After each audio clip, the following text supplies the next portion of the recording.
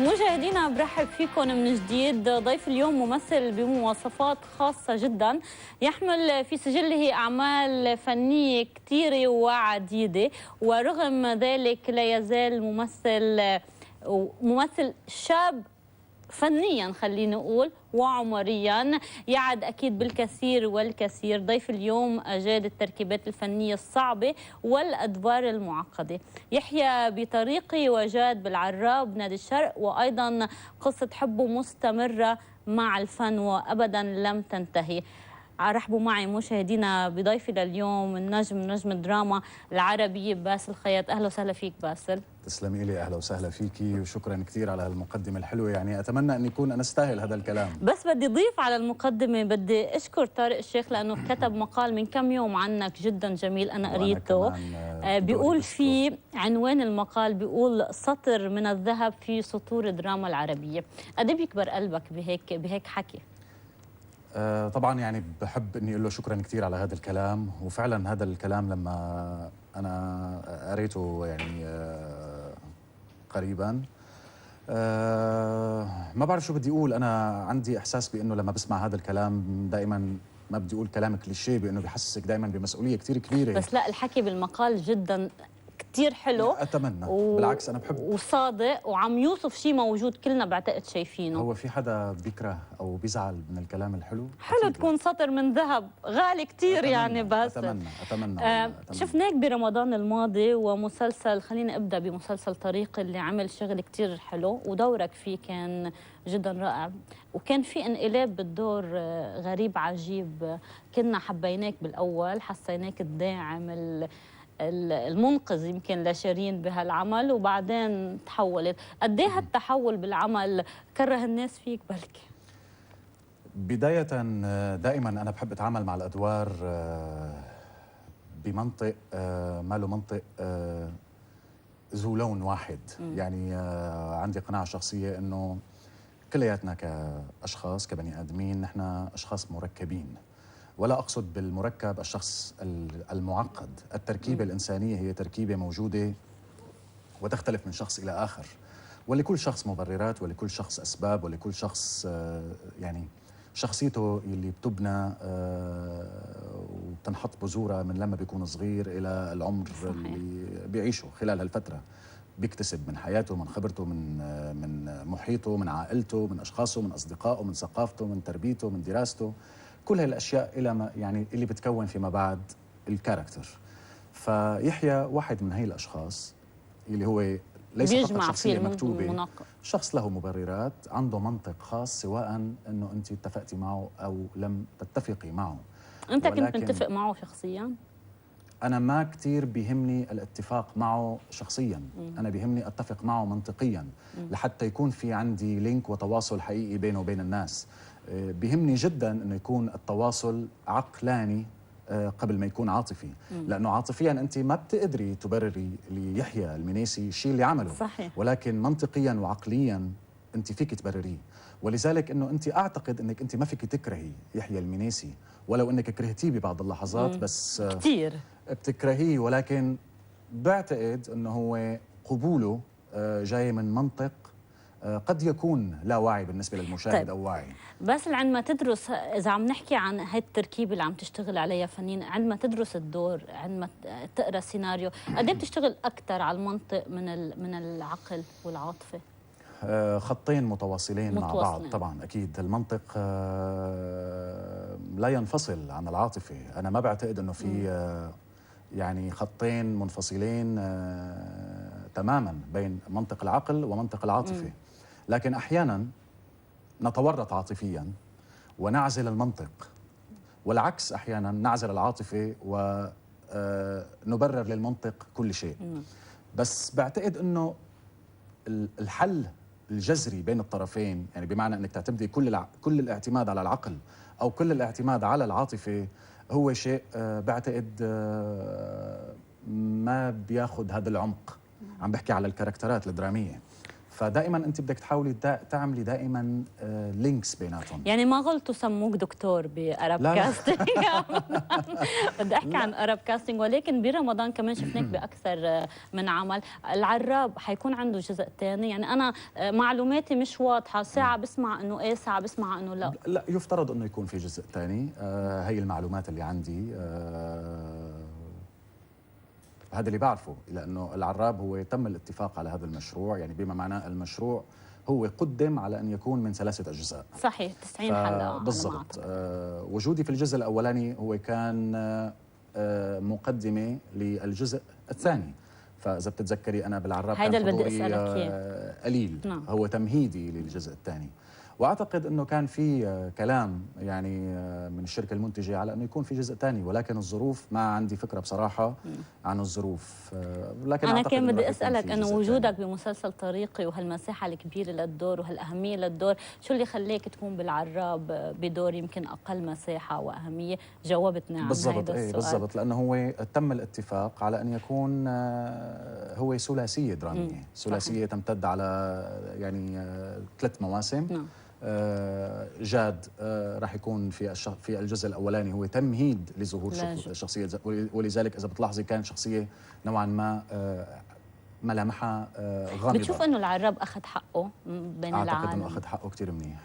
لازم يكون في جزء ثاني من ردود الافعال اللي انا شفتها، علما انه انا ما كان عندي هذا الحضور الكبير في العراب، ولكن كمسلسل لمست استحسان كثير كبير من الناس. طيب، بعرف انا انه عندك الميزان برمضان القادم بمصر. صحيح. بدأتوا تصوير ولا ما بدأتوا؟ لا لسه. شو حنشوف؟ شخصية قريباً. جديدة عليك؟ شخصية جديدة، ما كثير فيني بحكي تفاصيل. شخصية ضابط، بس ما فيني احكي اكثر من هيك، لانه يعني لسه ما بدنا. حتكون روبي مشاركتك بالعمل، روبي. تأكد الموضوع صح؟ أكيد. طيب، سمعت انه في مدرسة الحب ممكن تكون انت متواجد في هيدا المسلسل.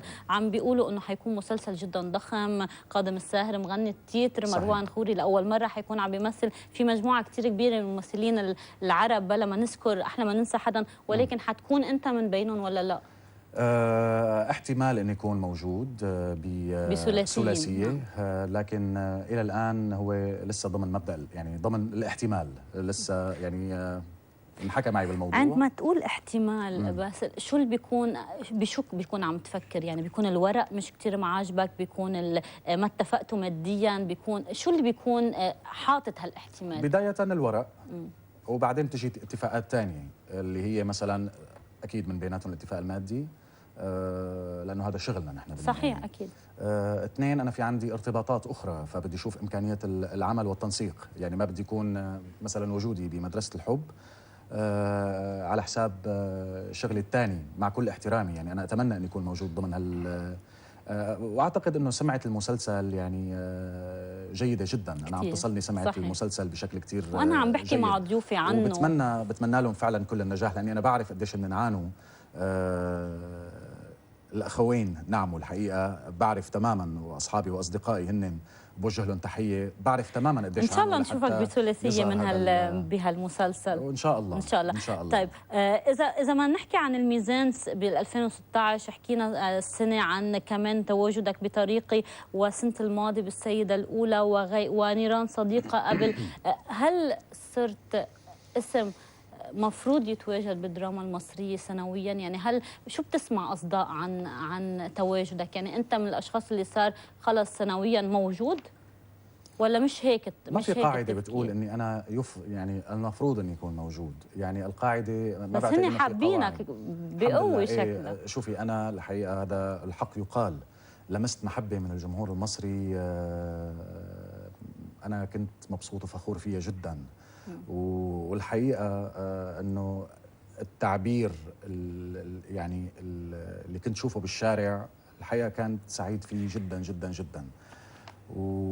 طيب، بما ما بعرف يعني، بس الكلام كتير كبير حقيقة، بس عاطفيين وبيحبوا من قلبهم. أنا بس بدي أقول لك إنه حتى الفنانين مبسوطين بتواجدك معهم، يعني أنا لأنه بعرف من كثير من العالم من أصدقائي بمصر حابينك بالدراما المصرية، حابين حضورك جديد عليهم. ما بعرف، هون سؤالي لك، سمعت شيء عن تواجدك بالدراما المصرية؟ إيه سمعت يعني طبعا. شو الاختلاف اللي عم يشوفوه فيك؟ شو التواجد اللي ما كان موجود وصار بوجودك؟ ما فيني سميه انه شو عم التواجد ما تسمع؟ كان موجود او صار موجود بوجودي. الدراما المصريه او الفن المصري تاريخ طب شو طويل التاتش كتير المميزة كبير. برأيك؟ آه يعني من خلال ما عم تسمع، مش تحليلك أنت. ما بدي احكي عن نفسي، انا ما تعودت اني احكي عن نفسي، ولكن بقول لك انه ولنفترض انه انت عندك مصر سوق دراما عربيه وسوق فني كبير. دائما هذا السوق، ومع تحفظي على كلمه سوق، هذا المسرح الفني خليني اقول، سواء في الغناء ولا في المسرح ولا في التلفزيون ولا في السينما، استقطب المواهب العربيه من كل انحاء الوطن العربي. ولهاللحظه بتلاقي انه في مواهب عربيه موجوده بغض النظر عن الجنسيه. أنا أعتقد أنه الفن ما له هوية، مع كل افتخاري بأني أنا شخص ومواطن سوري، ولكن الفن هويته تتبع الفن. لا ألغي المحلية بالتأكيد، ولكن ما بالضرورة أني أنا أقسم الفنان حسب هو جنسي. مصري، سوري، لبناني، مغربي، إماراتي، سعودي. لا، الفن ما بعتقد أنه له هوية. له هوية محلية أكيد، ولكن الهوية المحلية لا تلغي بأنه الفن هو لغة كاملة، ممكن أنه نحكيها كلياتنا مع بعض. نعم. ولا أقصد باللغة اللي هي اللغة المحكية، يعني صح، لغة أكيد. كاملة. وانت من الاشخاص اللي كان عندك كثير تجارب بدراما عربيه مشتركه مختلطه، صحيح، يعني كان صحيح. عندك اكثر من تجربه. هذا الشيء كثير مفيد على فكرة. في بعض الناس ممكن تشوفه غير مفيد، أنا من بيلغي الأشخاص اللي الهويه بيشوفوا. المحليه. لا بعض لا لا الناس لا أبداً. بعض الناس بيقولوا انه بيلغي الهويه المحليه. ليه؟ ليش بيلغي هيك الهوية آراء، المحلية؟ لا. بلكي لانه ببطل كل منطقه او كل دوله او كل عندها الخصوصيه. على سبيل المثال، هيدا رايهم مش على رأيي. سبيل المثال، مع كل احترامي لكل التجارب العربية اللي مرقت، وفي تجارب كتير كبيرة ومهمة جدا سواء كانت في مصر وخارج مصر. الفنانة الكبيرة مثلا وردة الجزائرية، ما في حدا يعني وردة الجزائرية مثلا ايكون، لكن اسمها وردة الجزائرية، هل ينفي انها جزائرية وكلها التواجد لا. العربي؟ اكيد لا. مستحيل، يعني ولا يمكن. يعني وحتى لو حتى لو ظهر ناس وقالوا لك انه، وبنحكي كمان عن تجربة صباح وتجربة فريد عم الأطرش لك أنا وأسمهان وغيرهم اللي كثير مثال يعني. على اعتبار انه ربطت الاسم بالجنسيه، وردة الجزائرية. صح. انت لما يعني لما بتسمعي وردة جزائرية، مع كل احترامي لكل الاسماء، كل الاسماء، فما بتناقشي او ما انت بتسمعي الموهبة من خلال جنسيتها. صحيح. يعني انت ما عم تقيمي بانه هذا الصوت هو جزائري ولا مصري ولا خليجي ولا مغربي ولا سوري ولا لبناني. انت عم تسمعي الصوت، تقبلتيه، او الفن عم تستقبلي الفن، تقبلتيه ام لا؟ بعتقد وصلنا لمرحلة باسل انه بطلنا عم نحكي عن دراما سورية ولبنانية ومصرية، عم نحكي دائما عن دراما عربية. لا، نحن لازم يكون في عندك دراما محلية. قلت لك العربية لا تلغي المحلية. ولكن الأعمال المشتركة اللي كثير عم تحقق كثير والكثير من النجاحات. طبعا أكيد، ليش لا؟ ليش حتى ما يكون في اكتساب خبرات متبادلة؟ ليش حتى أنا ما أضيف خبرتي على أو أكتسب من خبرة الآخر ضمن موضوع، يعني انه يكون هو بغض، يعني موضوع يكون بيحكي عن شيء بيجمعنا كلياتنا.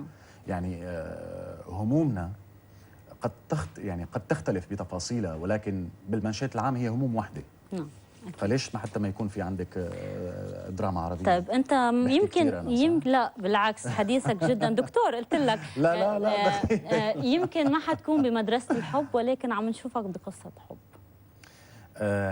بدأ عرضه صحيح؟ قصة حب ايه؟ بدأ عرضه وانتهى عرضه وعم ينعرض حاليا عرض ثاني. و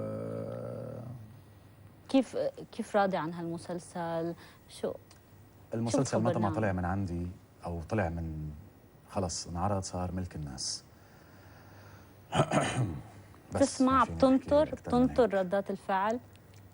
بطبيعة الحال أنا مالي عايش لحالي راضي عنه وعم بمثل لنفسي. منك راضي عنه؟ لا، مش موضوع مالي راضي عنه، عندي تحفظات عليه.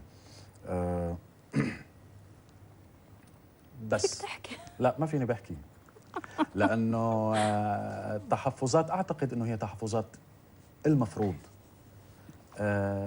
تفهم بمنطق ايجابي وليس بمنطق سلبي. انفهمت يمكن من رح احكي شغله بيكون طولها هالقد. اوكي تفضل. ممكن تطول معنا هالقد بس ما بتطول معنا هالقد. بس فمشان هيك بلا ما نحكي بخفف. لا يعني مشان انا اوفي المشروع حقه. نعم. بوجه يعني بقول وبوجه شكري لشركه الانتاج لانه هي كمان بالنهايه عم بتغامر بعمل بان ارب وعم تدفع فيه فلوس وللمخرج فيليب اسمر ولنادين ولكل الناس. بس انا عم بحكي ضمن منطق عام ولمصلحه العمل. شفت كثير ولمست استحسان من قبل الناس لهذا العمل، لكن حتى عم تحكيني ضميري انا بقول لك انه يفترض انه قصه حب يكون اقصر من هيك. اقصر كعدد حلقات. طيب بدنا نحكي لانه المشاهد ما بيصير انه نحن لازم نحس فيه. بس الموضوع ما بيتحمل قصدك يكون ما بيتحمل انه يكون ضمن هذا العدد الكبير من الحلقات. وهذا لمصلحه العمل ولمصلحه شركه الانتاج ولمصلحه المخرج ولمصلحتي شخصيا وبكل حب عم بحكي هذا الكلام. هيدا ما كان بده يعلق على الموضوع وهالقد. لا لانه سالتيني بعد عندي دقيقة بعد اتفضل. عندي دقيقة بدي احكي عن ارب كاستنج بهالدقيقة. وعفوا ولنادين جابر الكاتبه بوجه لك التحيه.